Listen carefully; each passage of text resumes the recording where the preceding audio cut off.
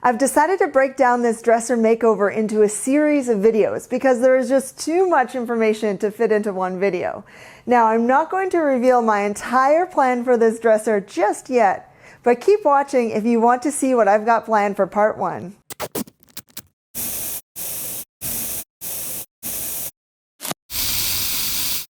As you can see, the finish on this dresser is flaking off in some areas. It's got some scratches and some dings and needs to be refinished. The first part of my plan is to remove the stain from the top of the dresser and the legs. This video will focus on sanding to remove the stain. I'll demonstrate my process and share with you my tips along the way. Now, you can also use a chemical stripper to remove the stain, but I'll save that topic for another video, so let's get started. I'll be using a combination of power tools and good old-fashioned elbow grease to get the job done. For this project, I will be using a palm sander and some sandpaper. Let's talk about sandpaper. The grit number on the back of the paper refers to the size of the abrasive particles. This is a 60 grit.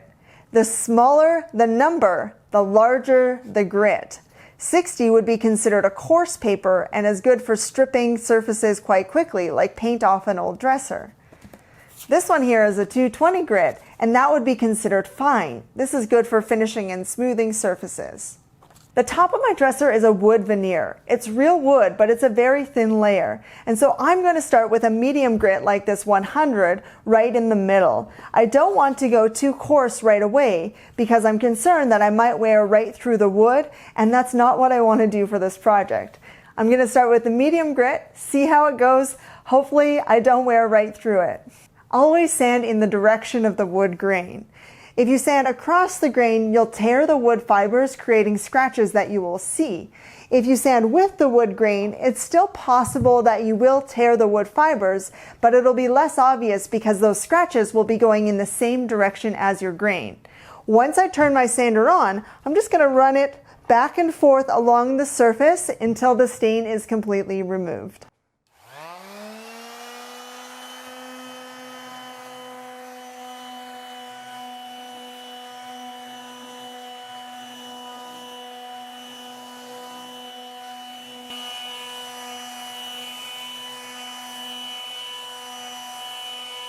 You'll periodically have to change out your sandpaper because the grit gets worn down. So if you notice that you're starting to have to push really hard and not as much stain is being removed as it initially was, then it's time to swap out the paper.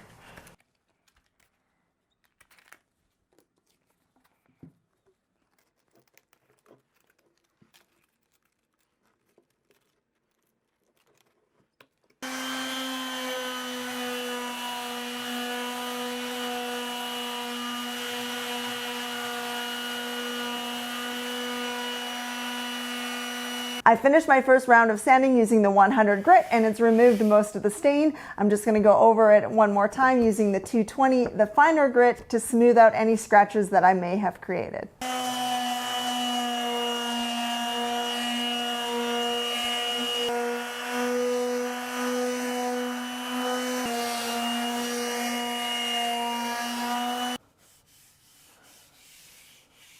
I finished sanding the top, vacuumed up the dust. I had changed the paper out a couple of times as I went, and overall the whole process took about 20 minutes.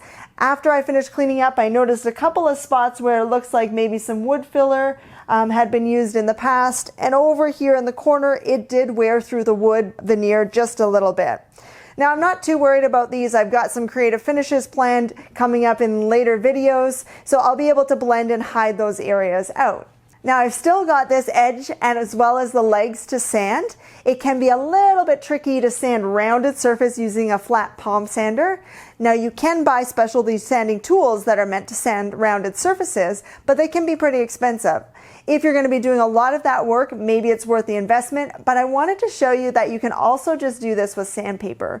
I'm going to take the 60 grit, the coarse sandpaper, and by hand, I'm just going to work to wear the stain off of this edge, and then I'll move on to the legs.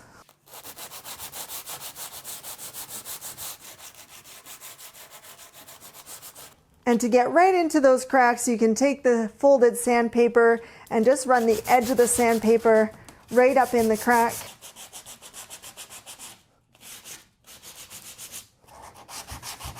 Once I finished sanding the edge with the 60, I went over it again with the 100 and then the 220.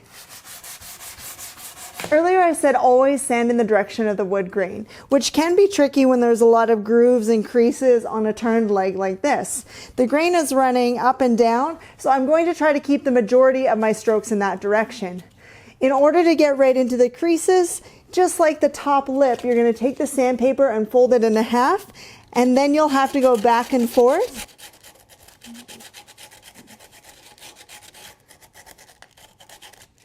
To wear the stain right out of that crease. My plan for this project includes some creative finishes coming up where there will be product in the creases, so I'm not going to worry too much about getting that out 100%, but if you were going to restain or you wanted to just do a clear sealer, you would work until you've got all of that removed.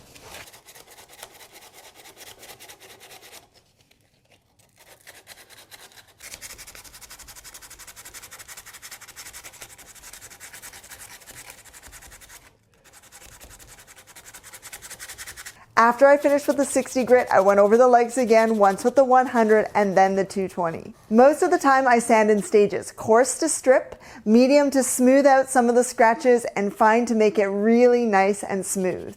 I eventually flipped the dresser right upside down because it was just so much easier to get to all sides of the legs. Sometimes, like the top veneer on my dresser, I will skip the coarse step because it's just way too aggressive for the finish. So depending on what's on your surface, you may have to adjust your grits slightly. I like sanding rather than stripping on surfaces that have scratches because it does help to smooth out some of those imperfections. To be honest, sanding by hand is hard work, but I wanted to show you that it is possible to do this without power tools. You can even sand the flat surfaces by hand. Just wrap your sandpaper around a sanding block. I'm all finished with sanding for now, and I just took a moment to clean up the dust. I vacuumed it off the surface, being careful not to scratch with the nozzle. Depending on what your next steps are, you might want to take a tack cloth or a dust sweeping cloth just to remove any fine dust. This is it for the project for this video. I'll be moving on to the next steps, part 2, coming soon. So if you are interested in seeing what I've got planned, remember to subscribe and click the notification bell so you'll be alerted when I upload that video. Thanks so much for watching. See you back here next time.